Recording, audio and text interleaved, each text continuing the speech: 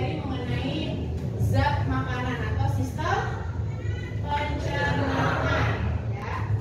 Tapi sebelum kita mulai materi, alangkah baiknya kita berdoa dulu. Berdoa menurut kepercayaan masing-masing. Berdoa dimulai. Hadir? Hadir, Bu. Oke. Ya. Hadir. Revana? Hadir, Bu. Revita? Sebagai bentuk rasa nasionalisme dan cinta tanah air, menyimak dan menyanyikan lagunya bersama-sama ya.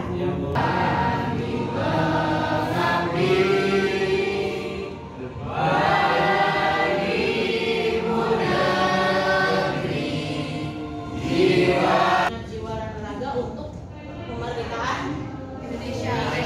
Begitu juga dengan kalian. Kalian sebagai siapa? Siswa.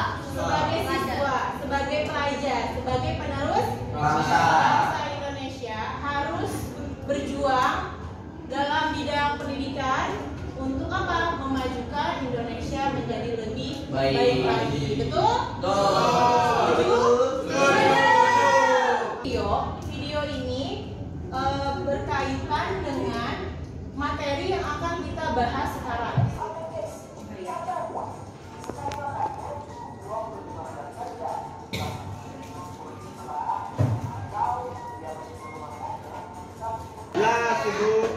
Jadi itu adalah video terkait kandungan gizi pada setiap kemasan ya. Nah, hari ini Ibu mau kalian mengidentifikasi makanan yang sering kalian konsumsi nih di rumah. Masuk ke identifikasi, kita harus pahami dulu nih materinya. Jadi saya sedikit sampaikan materi kali ini ya. Karena kenapa? Zat makanan ini pasti udah familiar banget sama kalian kan. Kalian sadar gak sih yang kalian makan itu hanya makanannya doang tapi tanpa mengetahui kandungan gizinya, betul gak? Kalau udah tahu nih, kita udah belajar nanti ke depannya ketika kalian mengkonsumsi makanan, kalian harus tahu kandungan gizinya kira-kira dibutuhkan tubuh kalian itu berapa. Ibu, saya mau nanya, kira-kira zat apa aja yang diperlukan tubuh buat itu? Zat makanan apa aja yang diperlukan buat tubuh saya? Dibutuhkan tubuh dalam jumlah Banyak. Kalau mikro dalam jumlah sedikit. Nah, kita bedah dulu nih. Yang jumlah banyak itu apa aja? Yang pertama namanya karbohidrat. Betul? Air ini dibutuhkan dalam jumlah banyak. Sehari itu kita harus memaksimalkan minum air itu adalah 8 berapa? liter. Oh, banyak banget. 2 liter. 2 liter. Tubuh kita tidak mengalami apa kalau kurang air? Dehidrasi. Dehidrasi. Betul sekali ya. Kalau dilalap kering. Itu gimana? Kalau minumnya lebih 2 liter nggak apa-apa, nggak masalah. Apalagi perempuan sama laki-laki beda-beda ya, teman-teman ya. Jadi maksimal menurut penelitian itu maksimal kalau pada anak laki-laki itu 2.400 mililiter. Mililiter kan kalau dijadiin liter berapa? 2,4 liter. Tapi kalau perempuan itu 2,2 liter atau sebanyak 2.200 mililiter. Good. Dari materi pembelajaran hari ini adalah yang pertama, peserta didik dapat mengidentifikasi bahan makanan pada produk kemasan dengan tepat. Yang kedua, peserta didik dapat menganalisis kebutuhan energi dengan benar. Ibu udah siapkan LKPD bagi teman-teman. Nanti ini diisi ya. Nanti saya jelaskan cara mengisinya seperti apa. Ini cara menghitung kebutuhan energi aktivitas untuk menghasilkan energi berbeda. Lihat di sini ada contoh. Ada berapa makanan kemasan yang udah kalian bawa? 5. Ada 4, ada 5 ya. Saya 7, Bu. 2. Pertanyaannya, Berapa berat badan ideal kalau tingginya 170? oke, siapa? Kira-kira kalau tingginya 170 berat badan idealnya berapa? Ayo kita hitung bareng-bareng ya. Berarti di sini 170 dikurang 100. 70. Akan diisi dari kalian mengidentifikasi kandungan gizi pada makanan yang kalian bawa. Nah, label ini kan ada nama produk. Kalian isi nama produk apa yang kalian teliti, yang kalian amati, yang kalian identifikasi. Kemudian di sini ada indikator mungkin mineral. Nanti di sini kira-kira karbohidrat dari setiap kemasan itu ada berapa? Tommy aja. Sini.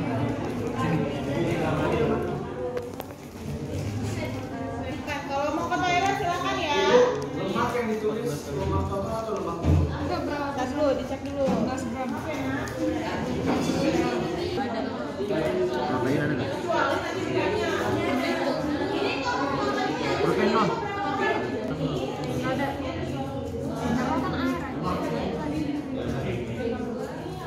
Total kalori ada yang surat dan setiap kemasan.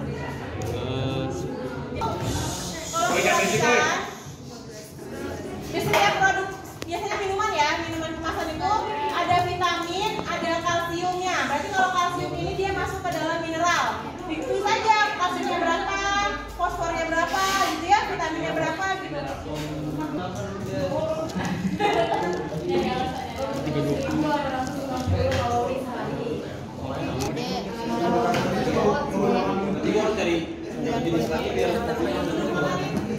B1 Jelaskan aja kenapa. Cuy ini. Benar nih sih ya. mie nggak sih? Pengisian gimana? Ini 20 kilo dong. 5 kali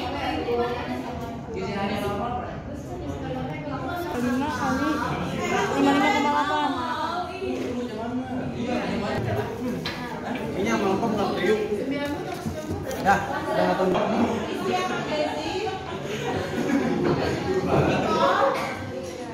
Sejauh ini ada kesulitan nggak? Tidak, Bu. Nggak ya, caranya habis 60 menit untuk mengerjakan LKPD-nya. Minta kalian untuk mempresentasikan hasil identifikasi dari zat makanan atau makanan kemasan yang udah kalian bawa. Nanti ada beberapa pertanyaan dari LKPD, kita diskusi bareng-bareng. Menyimpan dulu indikator yang terkandung dalam semua makanan-makanan yang telah kami kumpulkan. Nah, sekian kan tadi kita udah baca dari berbagai, ada 4 tadi ya, ada CBD, sushi mori, kopi, sama sate roti, Oreo. Nah, kan kita udah menyebutkan semua kandungan yang terdapat dalam 4 jenis makanan tersebut. Sekarang kita akan membahas yang pertama. Kan pertanyaannya adalah apakah makanan instan kemasan tersebut cukup baik untuk memenuhi gizi harian kalian? Di sini kita itu 2150 kalori. Sehingga dapat dikatakan bahwasanya yang nomor 2, menurut kami sudahkah memenuhi komponen gizi seimbang? Roti ini bisa dikategorikan ke dalam makanan yang kurang memenuhi komponen gizi seimbang sesuai yang bahwasanya makanan tidak memiliki kandungan vitamin. Jadi yang udah dijelaskan sama Bu Sri tadi, kalau misalnya kandungan gizi itu ada makro dan mikro. Yang mikro itu kan meliputi vitamin, sedangkan di roti ini tuh nggak ada vitamin, sehingga dia itu gizinya kurang baik. Apakah ada kandungan yang tidak diperlukan oleh tubuh kaitannya dengan kesehatan kita pencernaan? Jawabannya tidak ada. Semua yang ada di sini itu dibutuhkan oleh tubuh. Lalu yang keempat, tentukan kebutuhan kalori berdasarkan tinggi badan. Nah, tingginya kurang lebih 175 cm. Badan ideal Adnan itu adalah kan dia tingginya 175. Harusnya yang ideal itu 68 kg berat badan yang ideal. Sehingga dia itu butuhin sehari itu 2025 kilokalori setidaknya. Kesimpulannya adalah setelah mengidentifikasi keempat jenis makanan ini tadi dan minuman yang mencakup Cimori, Oreo, Nescafe, dan sate roti ini nih, dengan semua total yang keempat ini adalah 1120 kilokalori. Sedangkan Adnan itu membutuhkan 2025 kilokalori sehari.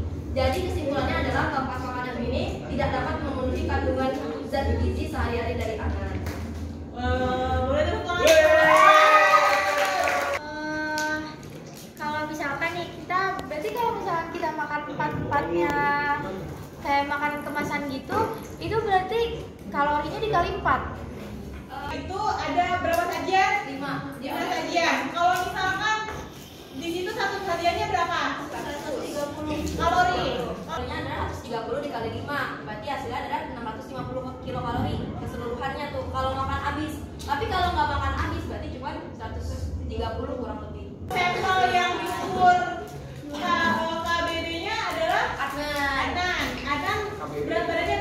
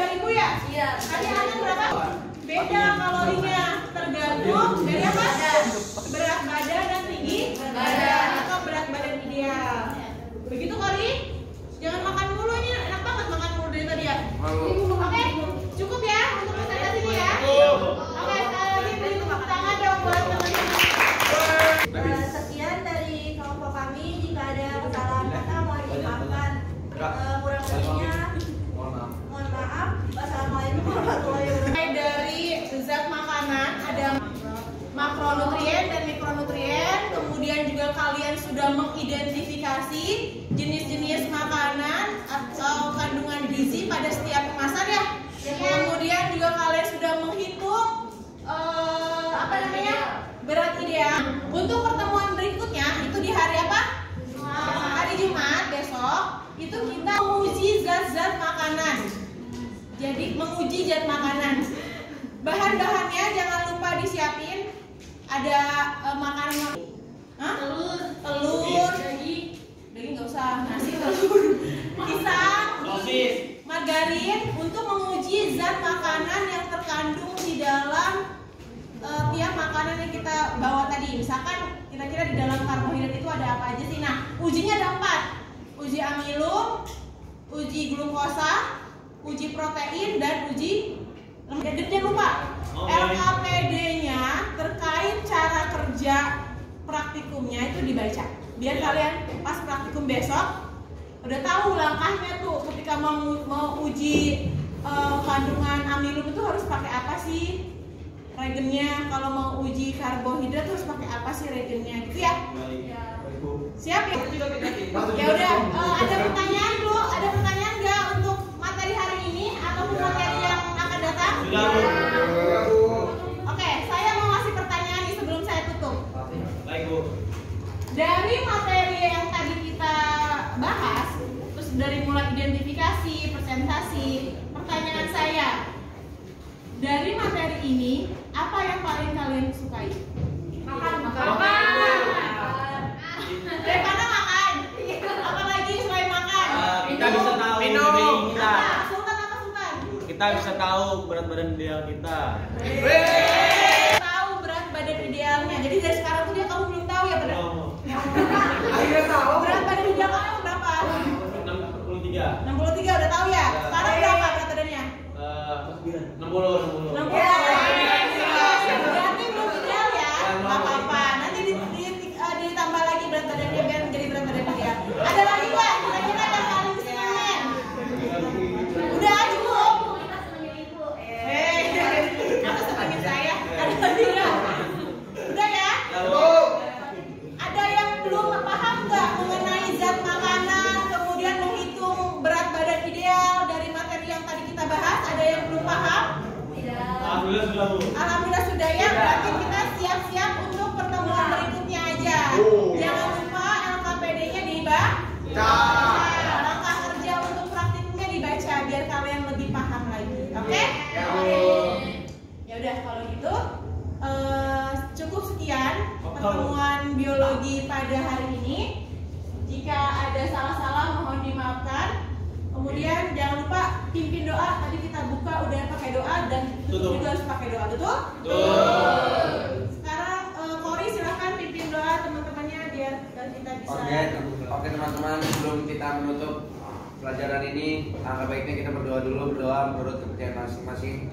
Berdoa dimulai.